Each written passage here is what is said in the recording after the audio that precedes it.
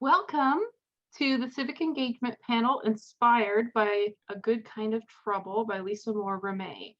I'm so glad that you have all come. My name is Sarah Sunshine Holloway. I am the Teen Services Librarian for Tacoma Public Library. And in just a second, I'm going to pass the baton to our speakers today. But first I have to read this little blurb. And it says, Tacoma Public Library is committed to fostering an inclusive, supportive, and respectful environment, whether in person or online. We will not tolerate harassment in any form. Library staff will remove anyone who fails to follow this policy. Library staff may end this event if necessary due to harassment or Zoom bombing. Please note that this program may be recorded for library publicity and use, and a recording could be shared on our social media platforms or hosted on our public YouTube channel. If you have privacy concerns, please turn off your camera and/or use only your first name. I like to think of it as the be excellent to each other and it'll all be fine statement. So, oh, we got one more person. Let me let them in. Okay, thank you so much for coming. And now I'm going to pass the baton on to our moderator, Jamika Scott, co-founder of the Tacoma Action Collective. Thank you so much. Hello, yeah, thank you, Sarah. Welcome everybody. We are here for to talk about how to get into all kinds of good trouble. And so I'm just going to quickly introduce myself for people who don't know me, and then I will let our panelists introduce themselves as well. I know that sometimes people show up in different order on here, so I'll just kind of let you go in the order that I see on my screen. So we'll go through it that way. But again, my name is Jamika Scott. I am a lifelong Tacoma resident. I am one of the co-founders of the Tacoma Action Collective, which is a social justice focused organizing group.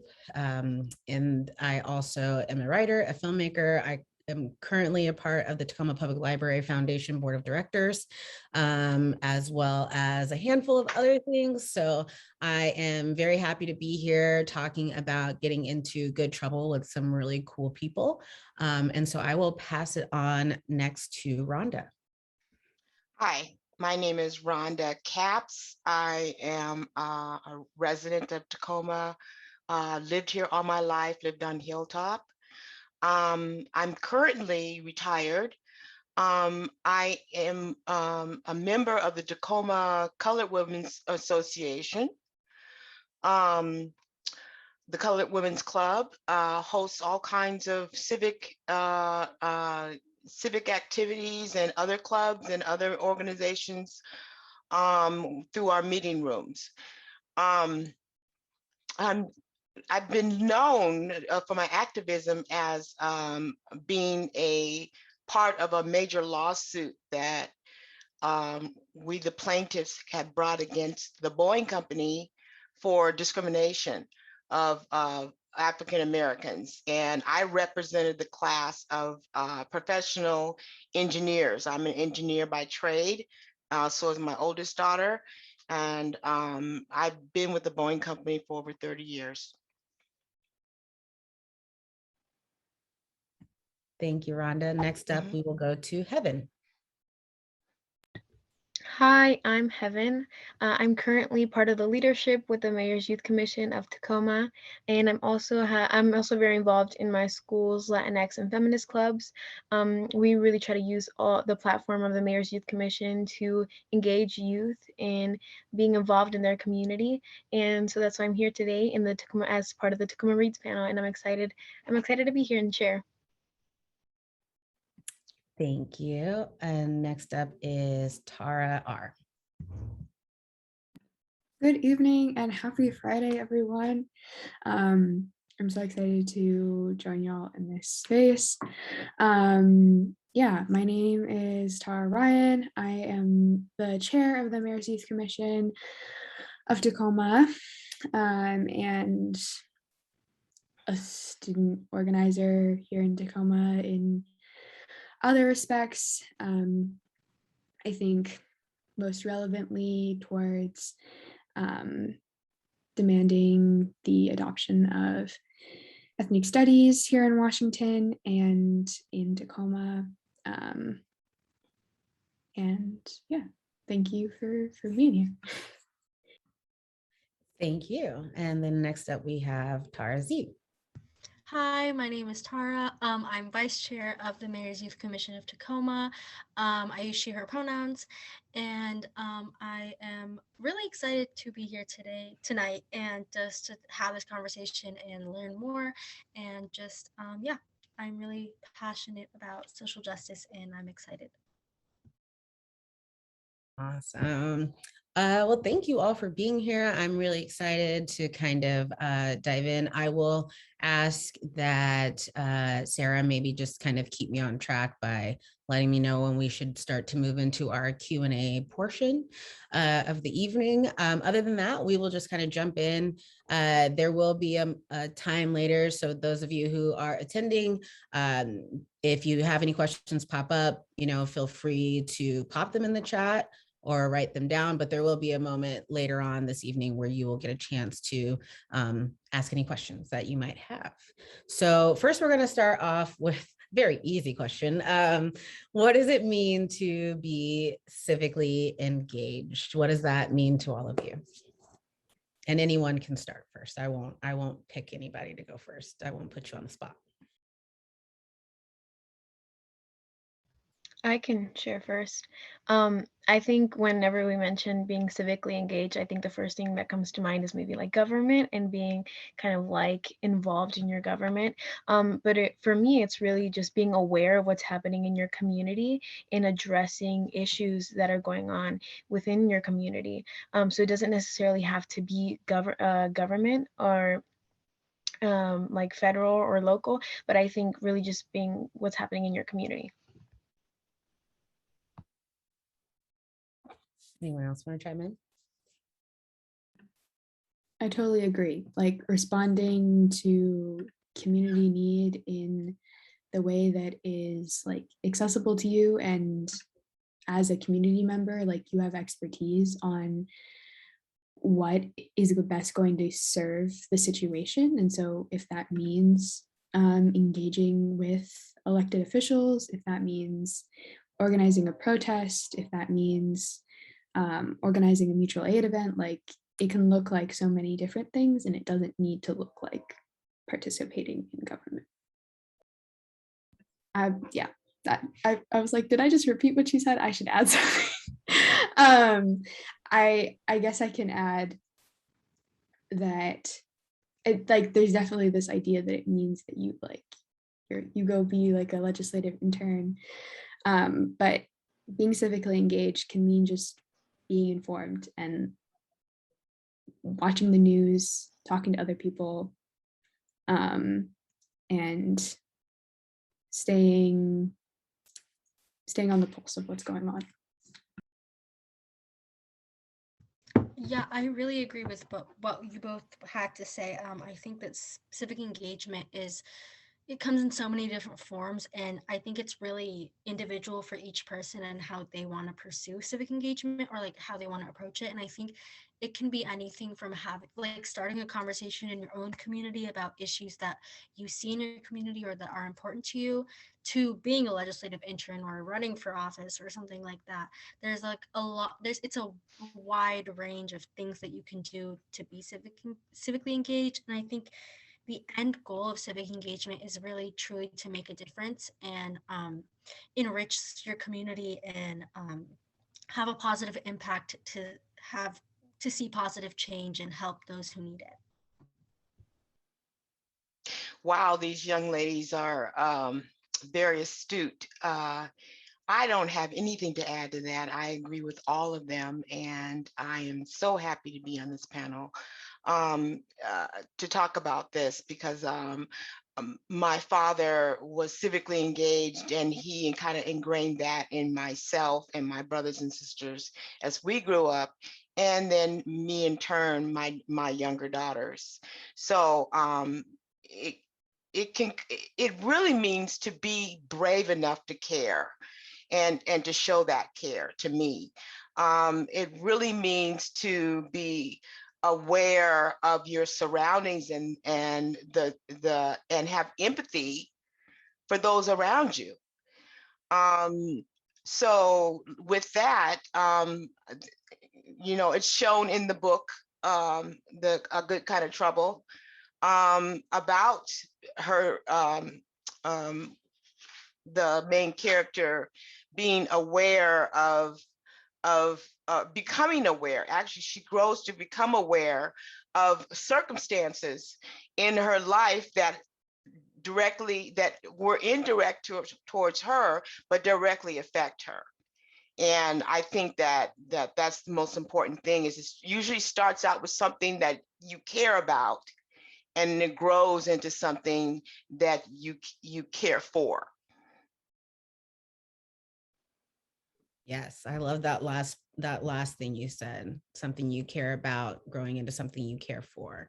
And I just to agree, like that's, that just to emphasize that civic engagement can really look so many different ways. And I think we hear these words like civic engagement and government and activism and so on, and they feel like these really big concepts that sometimes can, depending on the sources we're looking into or the circles that we find ourselves in or the family members we have, can take on certain connotations. But for me, before I even knew the phrase civic engagement, my first touch of civic engagement was my mom getting me to be an active member of my community through volunteering.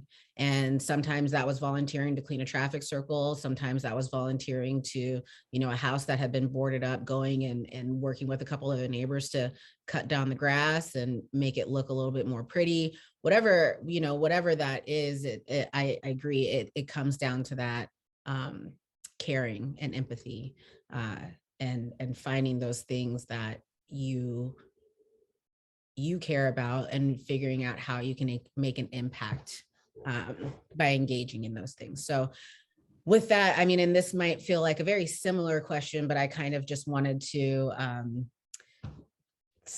get people's ideas of these definitions now, so that as we go forward, if these words come up again, people kind of have context for what we mean when we say those. So does anybody want to chime in on kind of what it means to be an activist? I can start. I think it really ties in, like you just mentioned, to what we were saying before. Activism and being an activist comes in many different forms, and there is no one way to approach activism. And I think that the root of being an activist is taking action and doing something that makes change. And I think I like, Rhonda, when you tied it into the book, there was two different ways that I saw activism between her and her sister, like the two characters. Like her sister was out protesting, like taking physical action, and but like the main character, Shayla, sorry if you heard that notification, she was also taking action by having the armband and standing up for like supporting Black Lives Matter. And I think that was really interesting to see, like the two different kind of activism, two different kinds of activism, both equally as empowering and both equally like empowering and making a positive impact. And I think that's what it means to be an activist, doing what you think is needed in that space, and having the bravery to take action. Yeah. Sorry. No, go ahead. I was gonna say, I agree with you. I also think that we miss the little part about her mother coming in towards the end of the book and confronting the principal. That was a form of activism. And that's the one that I generally experienced from my parents. They would always back me and whatever I did. And so I think that in order to be an activist, you have to have a fertile ground for being fair and fairness. And you have to have people who commiserate with you enough for your voice to be heard as a whole, as a group. And that's what Shayla did. That's what Black Lives Matter does. And to be an activist really is to be brave. I mean, it means to be a silent hero. Yeah, I think it really ties in with what Rhonda was saying earlier. Because I think many people can be aware about what's happening in their community, but very few people are really brave enough to speak on it. And so, and it can be hard because many times you don't really know how to start. And I think we see that with Shayla. She wasn't really sure how to start. She was kind of like intimidated to do so. But having the bravery to even take the step is what I think really defines or is the root of activism.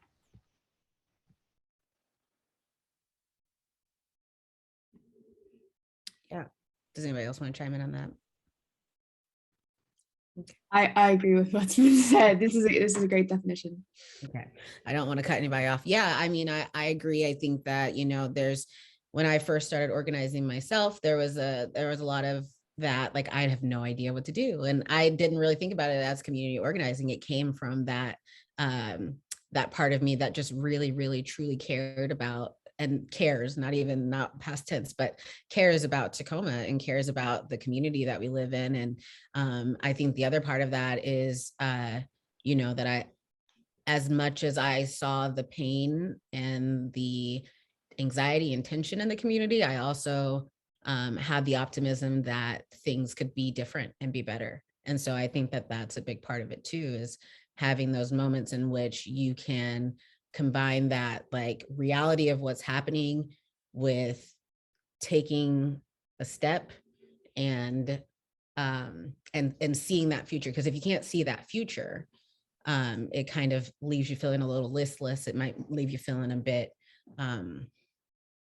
just a bit scared to act, or maybe even not even considering acting, just because it might, so many people feel as though, what does it matter? We vote, but what does it matter? We march in the streets, but what does it matter? But what matters is that we have that love for each other, that we have that love for our community, that we do care, and that we know it can be better, and maintaining that expectation that we all deserve better as a community as well. So now that we kind of have those, like, definitions out there, I just kind of wanted to dive into, and feel free to, again, keep relating it to the book or relate it to any personal experiences that you yourselves have had. But what has led you to become engaged in your community, and what, like, I mean, you can speak on behalf of yourself, or like with your peers, with your friends, with your coworkers, with, other people on the mayor's council.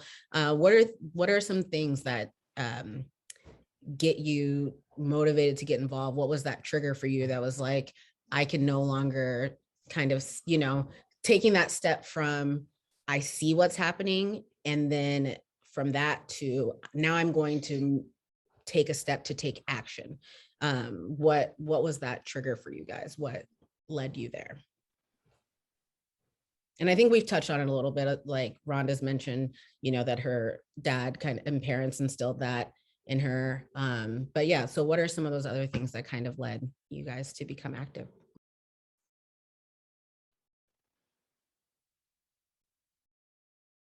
I can share first. So for me, I was raised in a home where it was always important to prioritize your community and to constantly give back to your community. So I think just growing up with that value is something that kind of spread into like my high school experience and my involvement in my school and in my community. But also because personally, as a woman, as a Hispanic woman, I want to feel valued in society. I want to feel heard by my community, but I also want others to feel valued as well, others to feel heard. And so I think using the resources that I had, it was really important for me to use the tools that I had access to build a table, to build a longer table for others to feel welcome and for others to feel heard as well. And so no, I feel like I'm in a space where I have more resources, I have more connections, and being able to use that to extend those resources to like youth in need and just people in need, people who need to be brought to the table, is really important.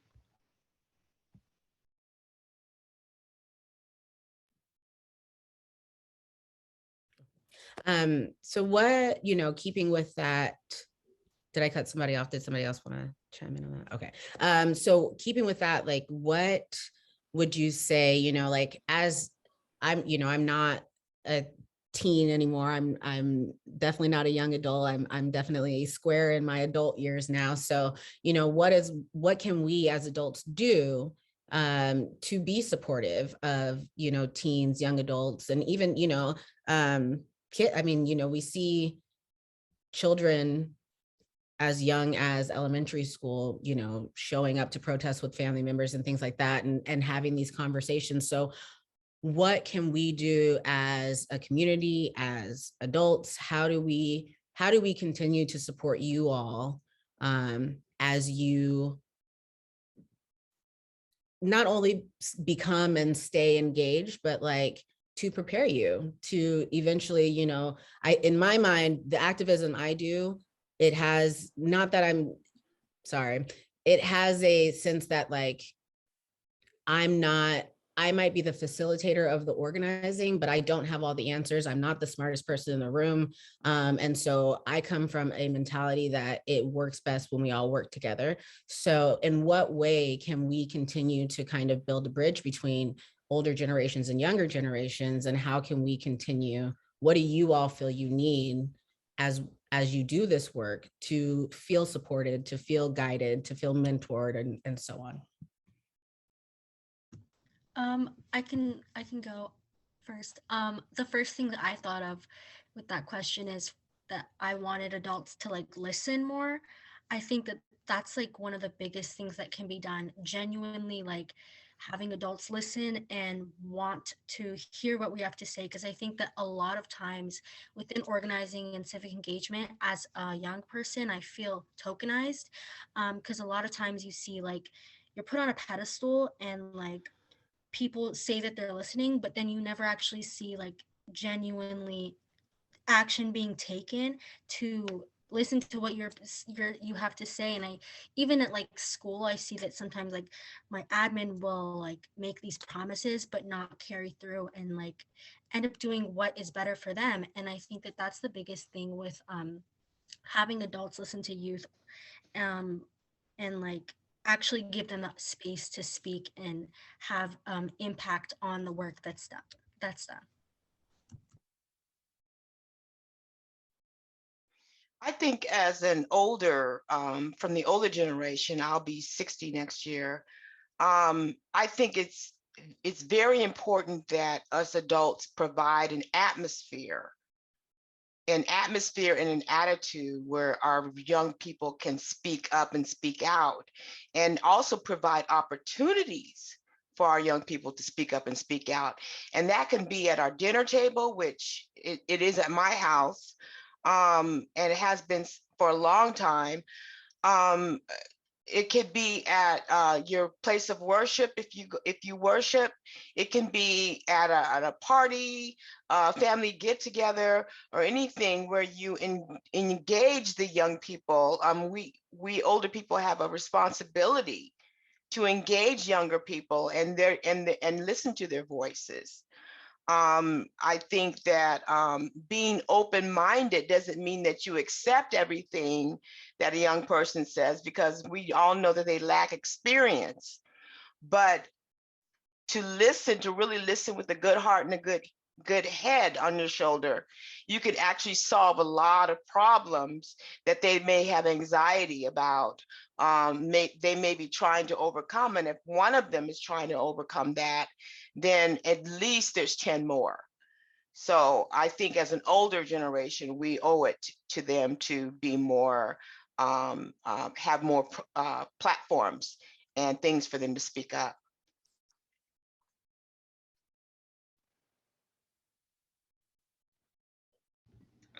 I've always really enjoyed speaking to people who are older and people who are more experienced, and so I think it takes the contributions of everybody, regardless of age. I think when we internalize that and understand that growth is constant, regardless of your age, and you allow an opportunity for yourself to listen to people who are younger than you, and then for younger people to listen to maybe take in the advice of older people who are more experienced in a way. I think that is very helpful, to be able to learn from each other. I think there's a lot of value in that.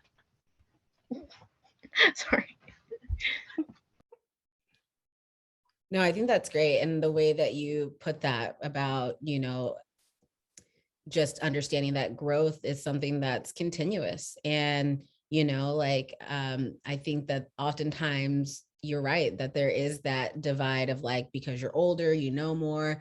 But I think all of us in our younger ages there, and maybe even now, that there's been a time where, in adult years where, there's been somebody who's been older than me who has said something and I'm just like, that is not right. Like, that's just, you got that all wrong. And so I appreciate that perspective, that growth happens at every stage of your life, regardless of how many years you've been here. And that can be physical growth, that can be spiritual growth, it can be intellectual growth, it can be all kinds of, emotional growth and so on. So I appreciate you framing it in that way. That's very astute. I think that in the book, it shows that there was cross-generational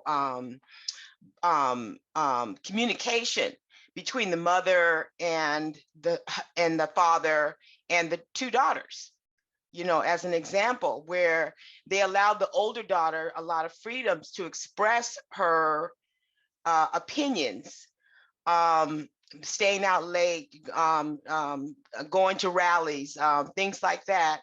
And then they kind of protected, and as she protected Shayla, but as she became more interested and curious, they answered her questions instead of shooing her off and saying this is for grown-ups, or putting her in a place where she cannot express herself. And through that, she was able to grow.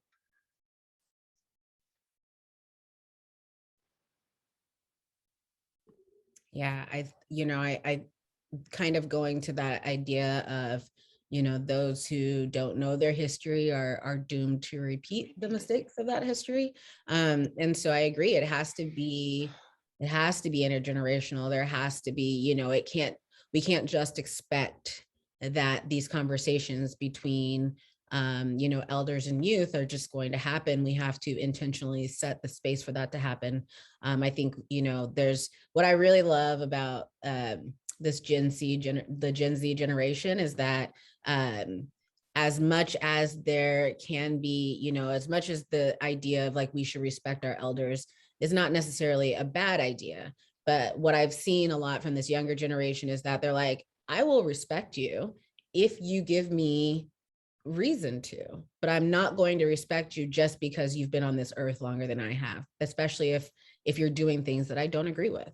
And so, and I also feel that what I see a lot is that when younger generations are speaking up to elders, it's not necessarily, I feel like because of that mentality of that you should respect your elders, it's often seen as disrespectful, and that hinders that space where we're allowing people to actually, because there's always somebody older than you, especially in the space of civic and activism and engagement. And so, there's kind of this history that we need to defer to people older than us simply because they're older than us. And I think it really hinders us from creating the relationships and the spaces where we can truly have transformative conversations and relationships and have these bonds that allow us to create whatever type of programming, whether that's actual in-school programming or if that's just our organizing out on the streets or whatever it is. It allows us, when we have these like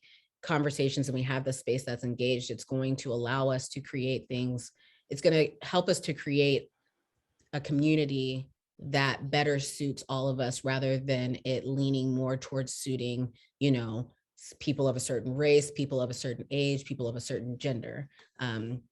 Especially when we realize that oftentimes a lot of the issues we're facing have commonalities in them. They just might appear differently depending on the intersections we're at in our lives.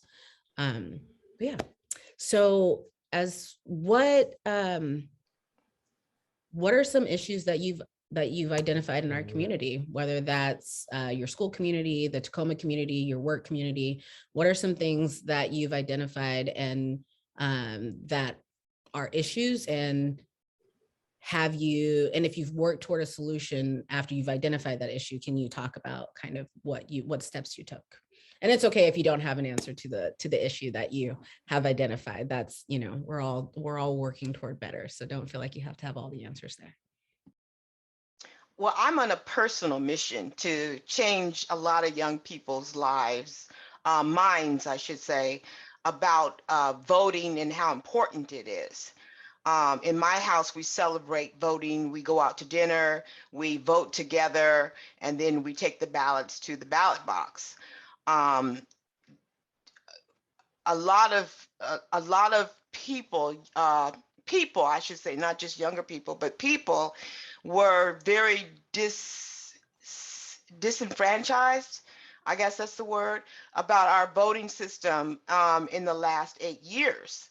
And I can see where that can happen.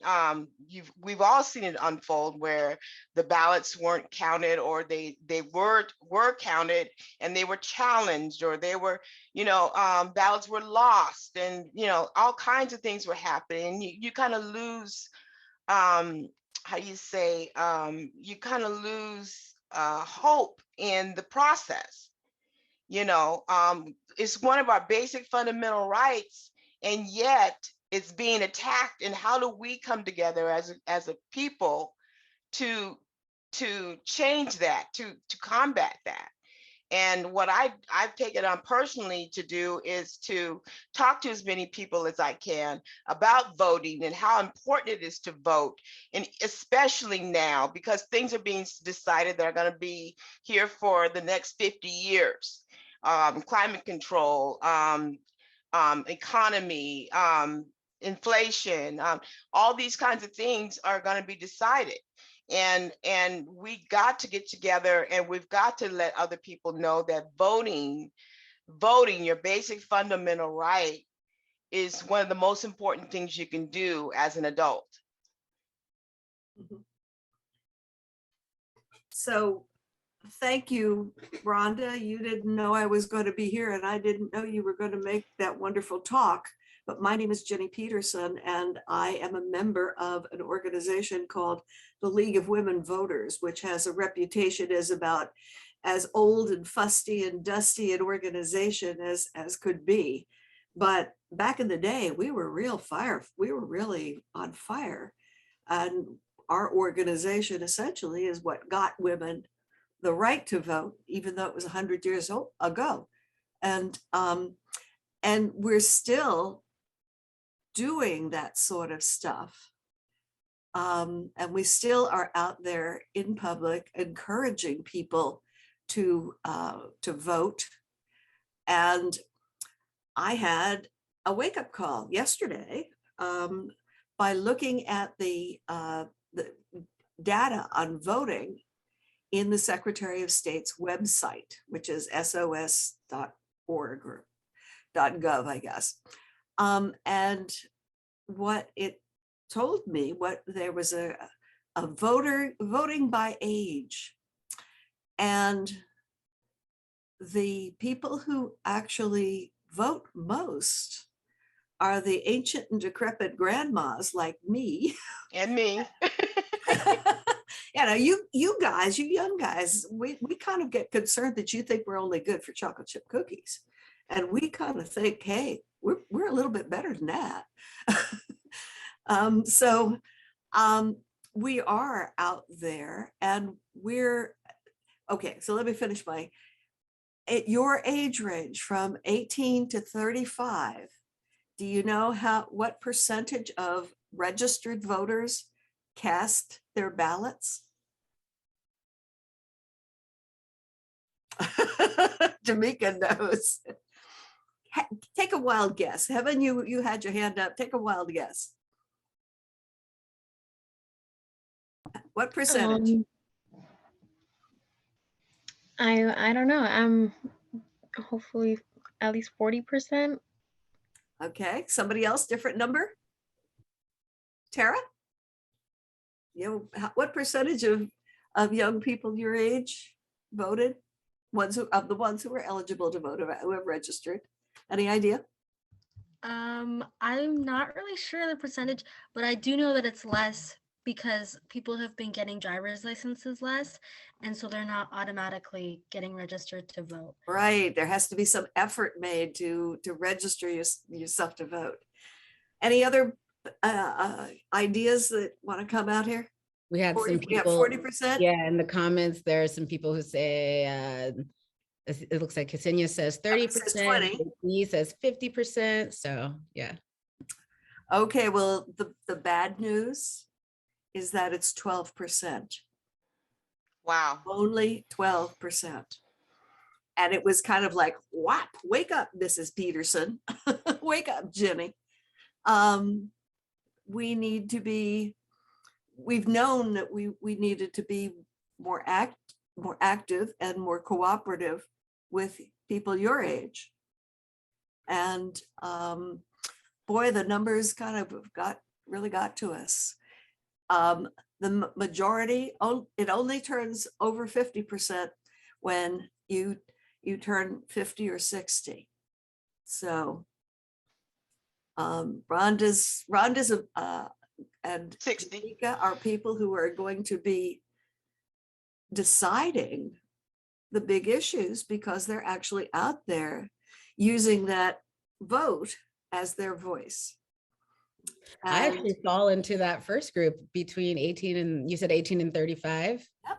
Yeah, that's still people my age. I'm 34, so I'm sorry, I got wrong. No, it's fine. I expected, like, when I heard that, I think I see like 18 to 24, but like 18 to 35, that's even a bigger gap, and that's still less people than I would like to.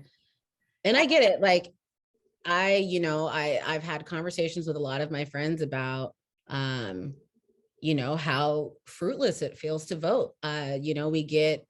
We hear a lot of, you got to vote and pick between the lesser of two evils because that's harm reduction. And at a certain point, when you're voting to reduce harm and then harm still happening, again, it's kind of that thing that we were talking about earlier, where there are so many times in which we try and we find out that, trying did not bear the fruit that we were hoping it would bear, and we get discouraged. So, that's the way that the League of Women Voters right now feels very much. I think a lot of people feel that way right now. What are we doing wrong? What are we doing wrong? And how can we do it? But the your generation, the younger generation, is the biggest opportunity to get more people voting. I mean, if a lot of people my age are already voting, I don't go and knock on their doors and say, hey, you're not voting enough, go out and vote. I need to, or our community needs to be speaking to people who are not voting as reliably. So yes. And to clarify, that statistic that you were saying, that was just for the state of Washington, correct? Or was that national? Even worse, guys, that was just for Pierce County. Oh, Pierce County. Wow. Okay. It's really up close and personal. Wow. Okay. So we've identified voting as as a big issue in our community. Are there any other issues that you all want to speak to that you've noticed, and any possible solutions or steps you've taken to kind of help mitigate them? Yeah, one thing, I mean, there's need everywhere, and through the Mayor's Youth Commission, we started a project called Teens Across Tacoma. And it's interesting because we originally started this project with the intent of really reaching students experiencing homelessness. But when we started the project, we realized that there's need everywhere. There's need for every student. So we've now branched out. And we've now branched out to, address a number of needs. And our goal is really just to supply students with the resources they need to succeed. And, within like the limits that we have, because we obviously cannot unfortunately like reach absolutely everybody and really deliver what every student needs. But within what we can, we really try to just encourage student involvement, and just try to encourage a desire to serve your community. For example, right now in my school, what we're doing is we're creating a mental health corner.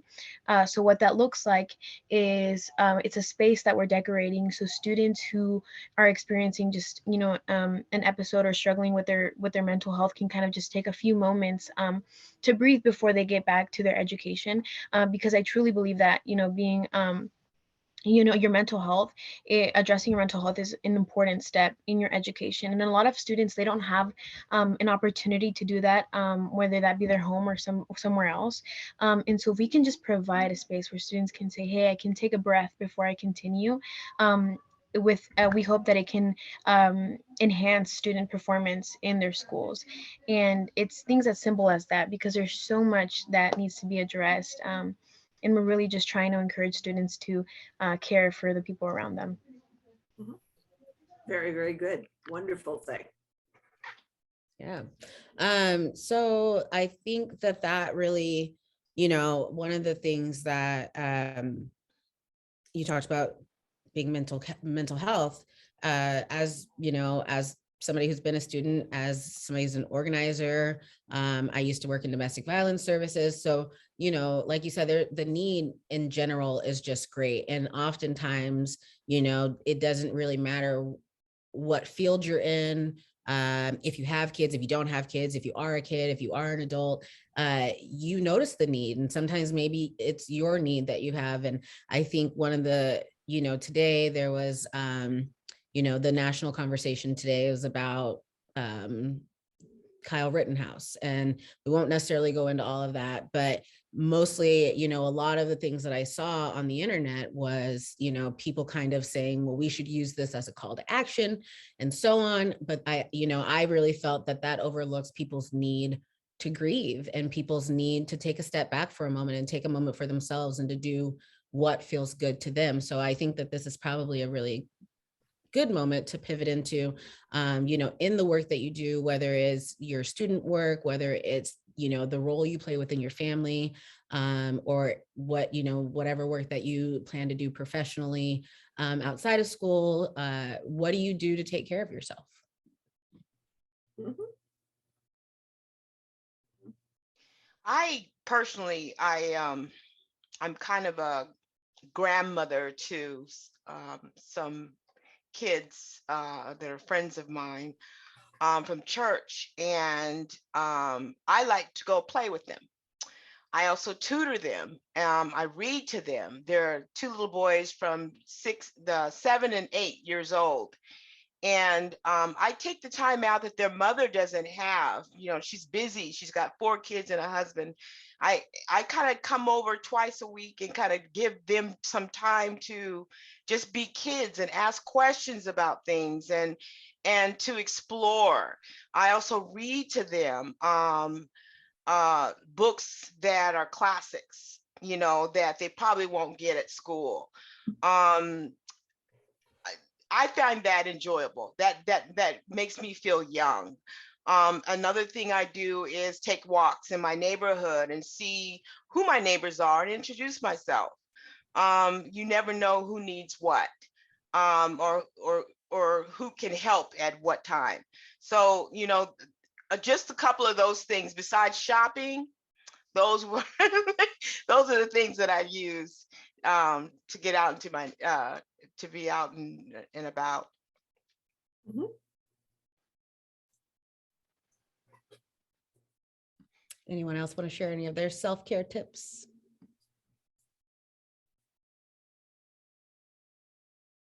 I would say if you don't have an answer to this, then it's something that you should carry with you and figure out after this. But yes, please share any that you might have already.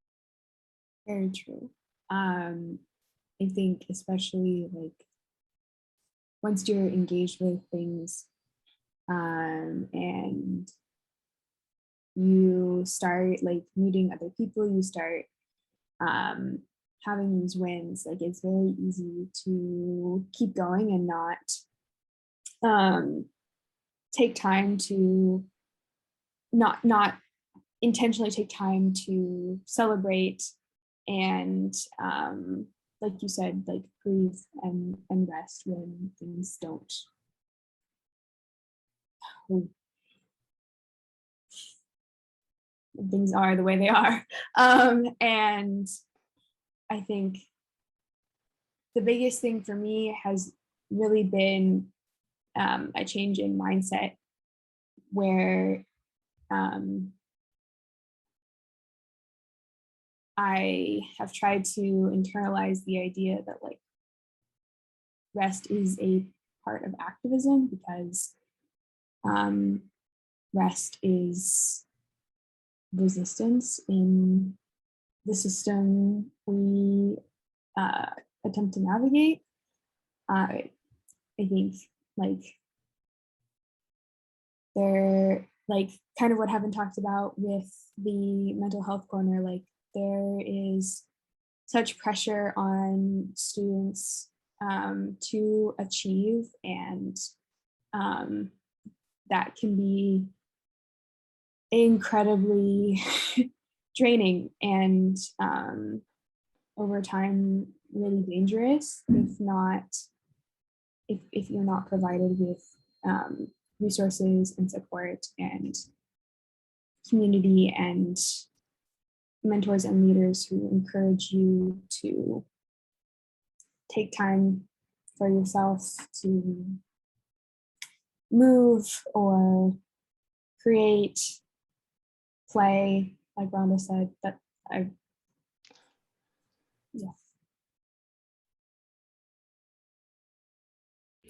Yeah, I just really want to reiterate, rest is revolutionary. Rest is restorative. Rest is necessary. We get into a very, there's kind of a grind culture, a hustle culture where especially with access to social media and, you see young adults, teens monetizing just kind of their everyday life by creating a brand of themselves for the internet. And that can make it really hard to take these moments to step away and just have a moment of privacy, have a moment of seclusion and quiet. And I think that, it's really important, one, not only to remember, that we need rest is restorative in the sense that, like, literally while you sleep, your body works to heal itself. It works to mitigate pain that you might be feeling through the day. Your cells get refreshed. Your mind can work better with more sleep. It impacts the way your heart works. It helps to combat stress, which we all know can kill us. So I really want to, if you do nothing else for yourself, carve out time to rest. And that doesn't necessarily mean that you have to take, as kids, I think back now to all the times I fought taking a nap as a child, and how many times as an adult I wish I had the time to take a nap in the middle of the day. So, but it doesn't always have to be a nap. Sometimes take 15 minutes to write in a journal. And I think also there's a culture around self-care that we think it has to be, oh, well, I'm going to go take a bubble bath and I'm going to, I'm going to light a candle, but it can, anything that brings you a moment of peace, a moment of joy, a moment of reflection, all of those things can be self-care. And so, when we think that self-care has to be these big things and we're like, oh, I don't have time for it. I don't have time to schedule in a trip to the masseuse. I don't have time to schedule in my walk in the park. But if you think about the things throughout your day that kind of give you that moment of restoration, it's a little bit easier to sew that type of self-care into your daily life. So really, like, even if that's on your way to class, I'm not sure the campus rules, but maybe you normally walk through the building. Maybe you take the route that takes you outside the building for a few minutes and you get some fresh air. Maybe you eat your lunch outside. Maybe you, doodle on some paper instead of, taking that extra 15 minutes before bed to study. Sometimes it just, it doesn't have to be a big grand thing. Sometimes it's just taking a moment to do whatever it is you want to do. And there's so many times where self-care is made to be selfish, but setting a boundary, taking care of yourself, that's not selfish. That making sure that if you're not taking care of yourself and I'm not taking care of ourselves, we're not taking care of our community. So I just really want to reiterate how important it is to get rest and to find ways to restore yourself and refill your well, because when you give and give and give, it will deplete you. The people who take, they have no limits sometimes. So it's okay to set boundaries and it's okay to rest. Yeah. I really liked what you said about finding the things that make you relax, because everybody has something different. And it's, I would imagine that it's sort of generational, that you guys have different things than I would have. I'm retired, I can find time to take a nap, but I'll bet you in school you can't manage that. So yeah, and Tara just shared a link to the Nat Ministry, their Instagram, which is a great resource. So if you don't know what the Nat Ministry is, definitely click that link and check it out, because it is a great resource. Thank you for sharing that. So yeah, I think we're getting pretty close to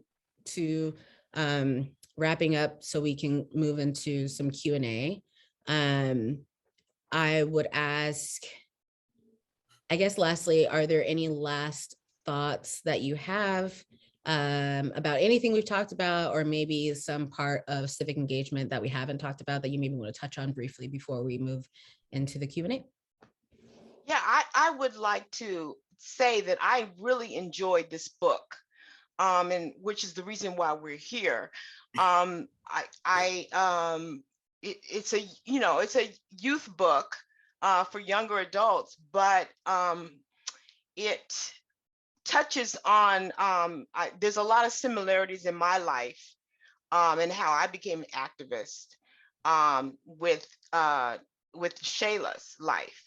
And I really thoroughly enjoyed the writing and the characters, and even the controversy that they were facing. The today issues that were all relevant throughout this book. So this could be anywhere. This could be the 1960s when we're having the sit-ins, and this could be any of those times. So for me, it was the 1960s, and my generation was the first generation that voluntarily integrated the schools.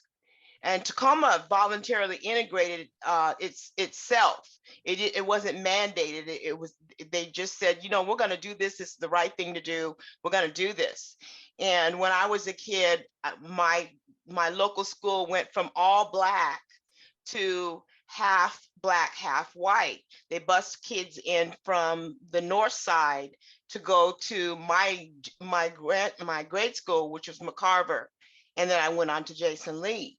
So it was a new experience for the parents. It was a brave experience, and it was a new experience for the kids as well. And I just want to say I'm a child of that, and I've been having friends on both sides of the fence ever since, and I love Tacoma for that. Yeah, my mom has shared with me.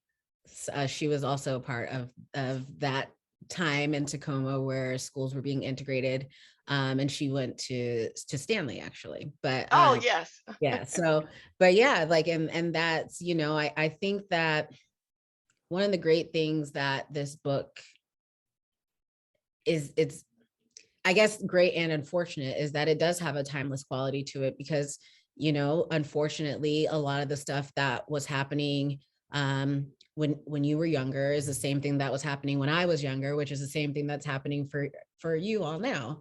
Exactly. Growing up. So, and it is unfortunate, but that, I think that's what a lot of great literature and a lot of great storytelling does, is it really breaks down, like, it breaks down those barriers to show us, you know, we're not so different.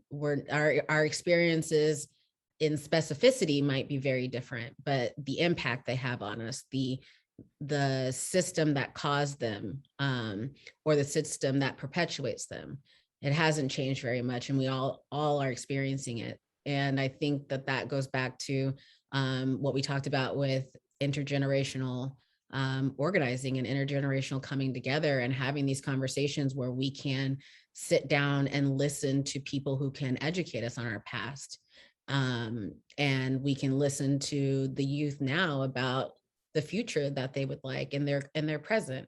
And we can find the ways in which we can work together to come to, you know, to take steps towards change that impact us wholly, rather than just has a specific impact for certain communities, whatever that community may be, and really starting to find steps toward equity rather than you know, that idea of equality, which is, oh, we're just going to give you all the same thing, when in fact, you know, I might need one hand up and you might need two. And so I don't, you know, just finding those ways in which we can truly come together and learn from each other to really start creating change that can last and it's really actually meaningful for each other. So does anybody else have anything they want to add before we move into the Q&A?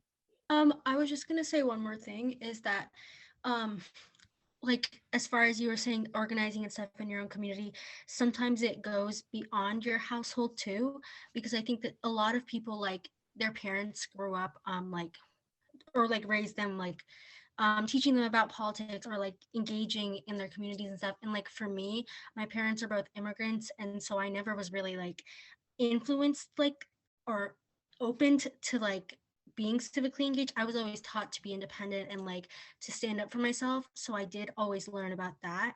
And I think that that's where a lot of my like that shines through a lot in my civic engagement. But there was never like, oh, here's this organization you can join, or here's how to like reach out to like your school admin, or like to your legislators, or like stuff like that.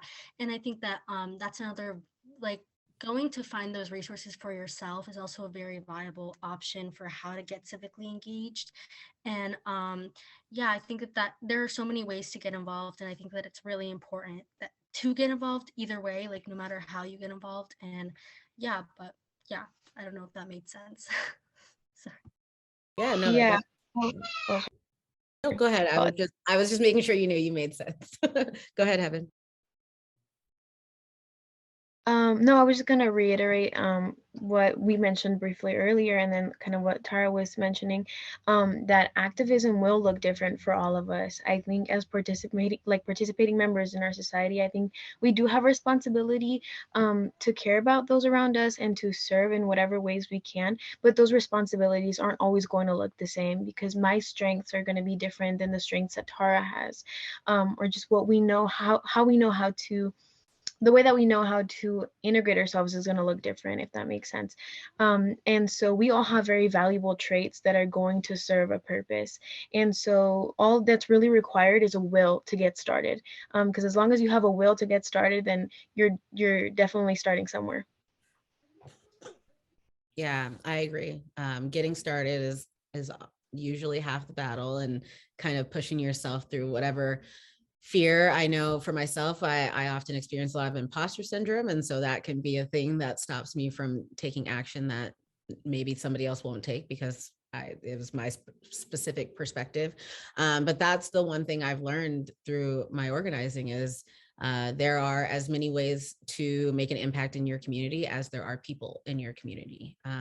And maybe marching in the street isn't for you. Maybe running an office isn't for you, but for somebody that is the thing. And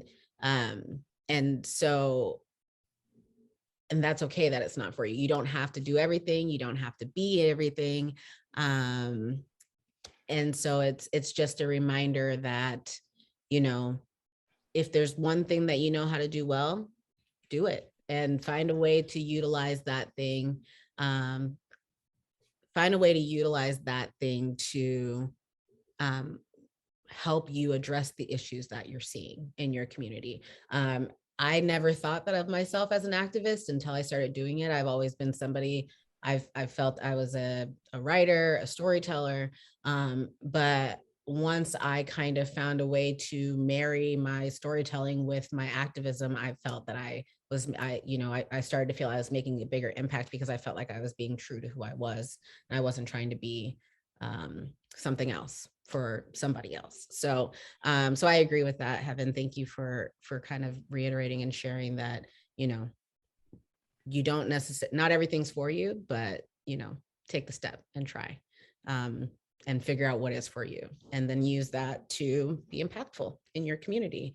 But yeah, so let's move into, I saw that Julia just left. I was going to say bye, but I didn't get a chance to. So let's move into Q&A if anybody has any questions from the audience, or even if any of the panelists have questions for anybody else, for each other. We can also do that as well. I guess actually before we get completely into the Q&A, just in case anybody else has to hop off before we get to the end of our time, the author of the book, Good Kind of Trouble, which again is the book that brought us here tonight, Lisa Moore, and I'm not sure, is it Ramee? I'm not sure if that's exactly how you pronounce her last name, but they'll be speaking tomorrow. So Lisa or Sarah put it in the chat. There's a link there, so that way you have information to it. So if you would like to hear from the author of the book, you can log on tomorrow and do that. So yeah, so we will move into our Q&A now.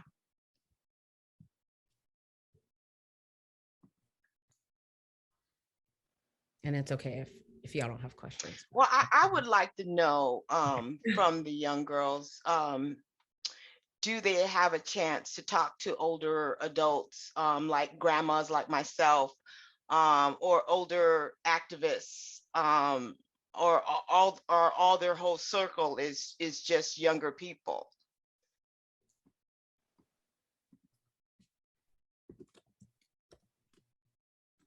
I can share first. Personally, I come from a family of immigrants, and so I'm surrounded by a lot of people who with different experiences that I can speak to, and I'm a churchgoer. I go to church, and also there I'm very blessed in the way that I have people who come who have had different journeys of their life and very distinct ones too, and so being able to have conversations with them is very, very valuable to me, and very educational as well.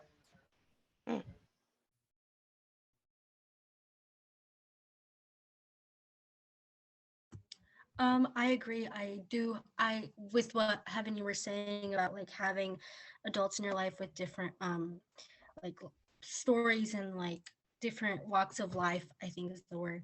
Yeah, I definitely have that. Like my teachers too, especially like the educators in my life, are also very experienced and like people that I look up to as far as like getting life experience and hearing about it. And also what I was saying earlier about like my parents being immigrants, they have their own experiences with activism that is very different than what is here in America. So like that's another cool example, but like seeing how different their experiences are with the ones that we have today, it's cool to see that.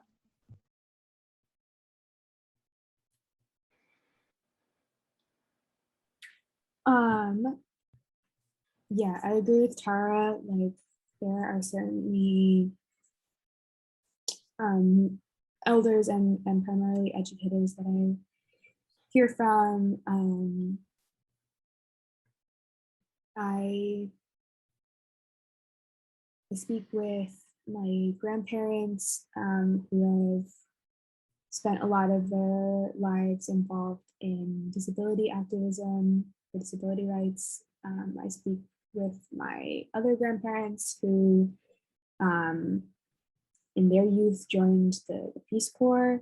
And it's interesting to hear, like Tara said, like how much their experiences are different from mine. And I think it's particularly impactful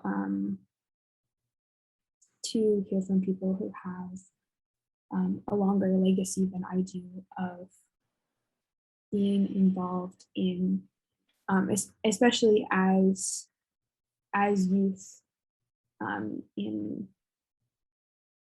making change. And I certainly hear that from like elder and like adult leaders in organizing primarily.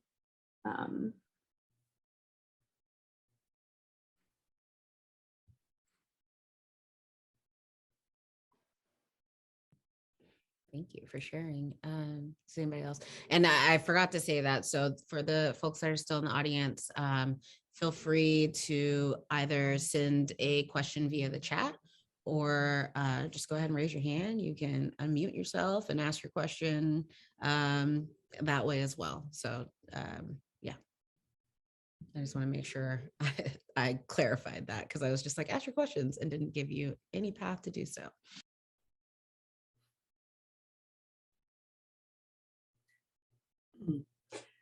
So my question is for all of the young people here, and it's how can an organization like the League of Women Voters help you and your folks who are in your same age cohort get more involved?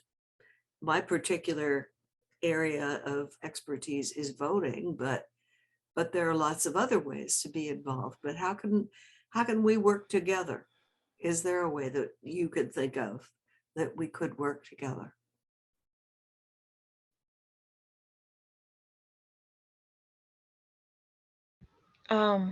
Something that I would say is career opportunities or career connections. I think there's a lot of young people who are very interested in working in organizations similar to yours. And I think a lot of people don't have those connections to say, oh, this person can kind of give me insight to what this looks like. And I think a lot of students struggle with that, of finding opportunities that will really give them new perspective in terms of like their career, because it's really important. It's really important to get young people involved into the workforce and just kind of give them that opportunity. And so if more organizations could really reach out to youth. I know a lot of organizations who have like youth advisory boards, which I have found to be very, very like a great opportunity for students to really feel heard. And I think that would be great. So let me see if I really understood you. You think that it would be useful maybe for my organization to periodically have kind of a voice of youth, inviting a lot of youth leaders like yourselves to come in and say, okay, what's not going right here? What can we do collectively to make it better? So, the first thing that jumps at me because of my shock yesterday about 12%, that's not right, is how can we help more people in your generation to register to vote? What works? I don't know if anybody else wants to go, but what I would say is I think what I've heard a lot in terms of voting is, oh, my vote won't count. And I think that comes from, if you don't feel heard in the community that you're in, then you're obviously not going to feel heard in such a much like a wider scale, in this case nationally. And so I think it really starts with empowering youth in the communities that they're in, because when they feel heard by the people close to them, then they're going to feel like they have the capacity to be heard on a wider scale. That was a good answer. That was a really good answer. And I would say for the League of Women Voters, I would have loved to see more of you at assemblies or with posters in the schools, sending representatives on near election times to talk to students about how important they are in this process, in our capital, in in the United States, and how important their vote is. I think people are not hearing that, and they're saying, you know, what's the use? And also to make the ballots a little more easier to understand, to make the issues a little more easier to understand. You know, what does, write up an opinion from a youth point of view. What does it mean for this tax to go into effect? How will that affect me as a youth versus how that affects me at 60 years old? How about talking about how your vote can count to put so-and-so in office, what that person has promised to do? What does that mean to you? What does that look like? I think that we have to help them envision what we see when we vote, and ask them and invite them to engage. Mm-hmm. That's what I see. Sarah, your hand's up. Did you want to say something? That was very helpful. That was very helpful. Yeah, I did have something to contribute, and I usually don't speak up because that's not my role. But as a librarian who works mostly with teenagers, I do have like a little piece of advice for Miss Peterson in this realm. If you want to get teens involved or young adults, you have to give them a role.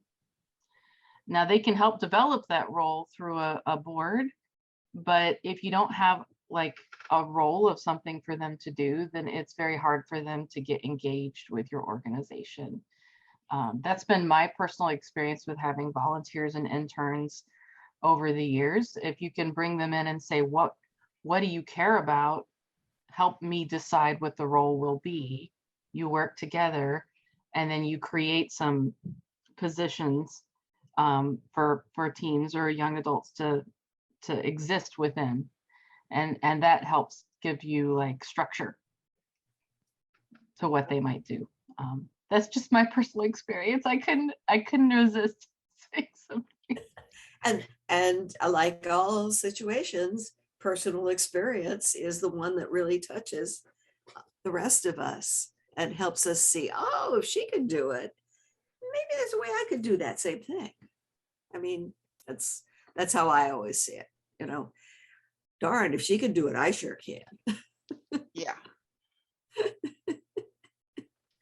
Thank you. That was really helpful to me. Yeah. And that defining a role is, yep. I can add a bit. I certainly agree with Sarah that giving youth ownership of an organization is important, not only like so that it can be mutually beneficial and recognizes them, but especially if it has real substance behind it and their role will truly have an impact on the trajectory, the perspectives that you're looking at, the action that you're taking, the ways you are making strategic choices. That is really what's important. Youth bring so much knowledge. Like we are like we are the future and the present, and we're the result of all of the past learning and theory. So I think for the like to access those expertise, you have to understand like not only like the individual that you are hoping to collaborate with, but like how our generation has been shaped. I think politically, our generation is very shaped by the Trump era. That was certainly, I think, what woke up myself and a lot of my peers. And like for me, like being 16 was like me coming into my own thoughts when that was all happening. So to understand that, and to understand like everything that had led to the Trump era and is now following it, is crucial. And understanding that when you ask youth for their time, what you are competing with. Because if you want youth who are engaged, who are in these lived realities, who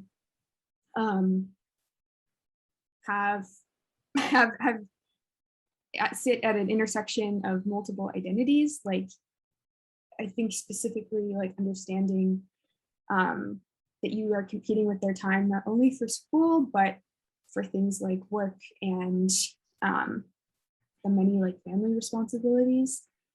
And that especially when you're competing with someone, competing with their time between like, it's either volunteering or picking up another shift, like, I think this the way that you bring people on and what was I going to say? Recognize them is that you compensate them, and like that doesn't always look like a check in the mail, but I think understanding that that's like this is the choice, like or it's that, and studying like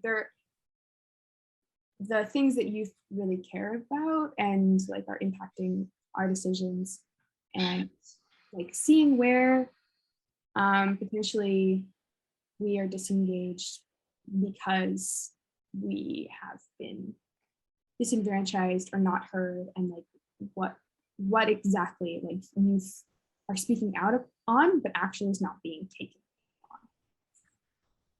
on. I think I got that, and I think that's stuff I knew, and thank you for giving me a smack upside the head. And I needed that. I wanted to just add another thing. Tara, I really appreciate what you said about compensation and stuff like that, because I think that a lot of times adults that I've worked with are like, have a mindset that like, oh, you're getting paid an experience. But I also think that it's really important to acknowledge that we are, as youth, are like, we're in a pandemic right now too. And we have just gotten past a year of like quarantining, which is a whole nother added level to economic and emotional distress.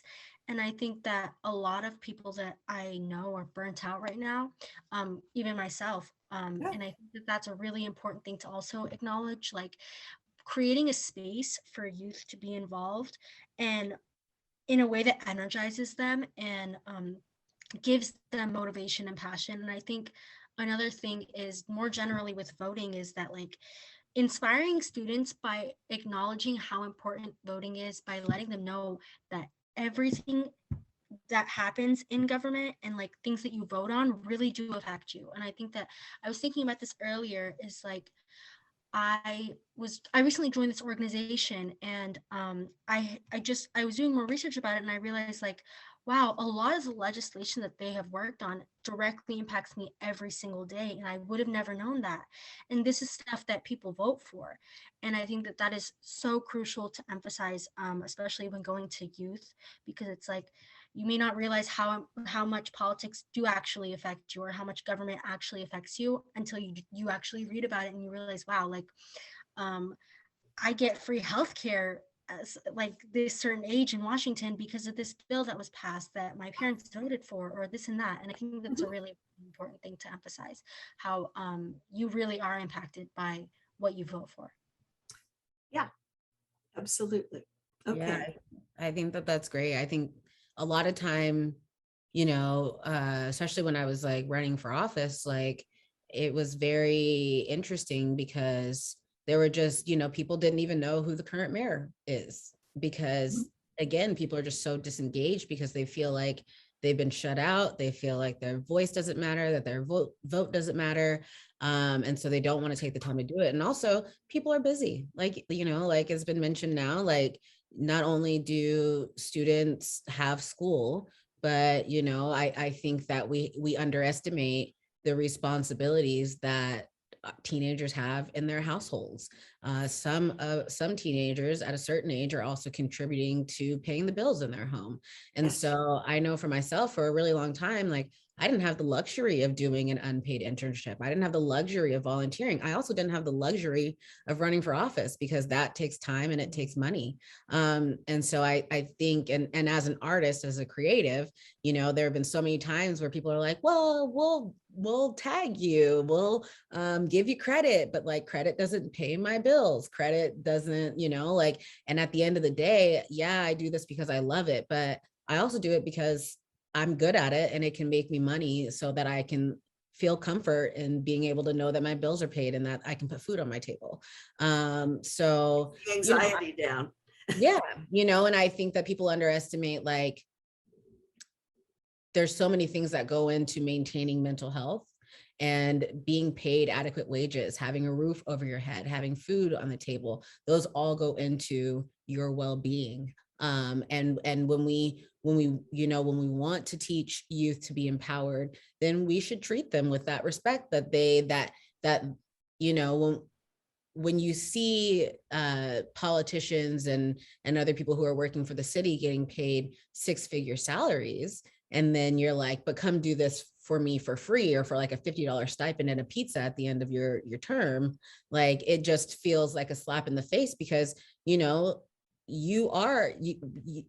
as like right now, you all have provided us with so much knowledge. It's so valuable, and that deserves to be taken as seriously as as anybody else on this panel. And just because you're young doesn't mean that you don't deserve to be seen as somebody who is worthy of the same considerations, accommodations, and compensation as anybody else. So I appreciate that, and I think that that's definitely a conversation that should continue happening. And again, like you said, it doesn't necessarily have to be a check in the mail, but saying that I'm going to tag you in a post or we'll give you credit, that's not always it. That's not enough to make people feel like this is worth my time. And compensation is mostly just making it feel like it's worth that person's time. So I think that finding ways to do that, and sometimes there's not always money in the bank depending on your organization. I know with the Tacoma Action Collective, like we're not a 501c3. Everything that we do, we pay out of our own pockets, or we crowdsource from the community, whether that is actual money or just in-kind donations. But we always do what we can to make sure the people that we work with are compensated, are in some way. So I think that that's a really important point. And people aren't necessarily doing it for the money, but people don't want to, like you said, be burnt out and drive themselves down into the ground just for, a credit at the end of the day.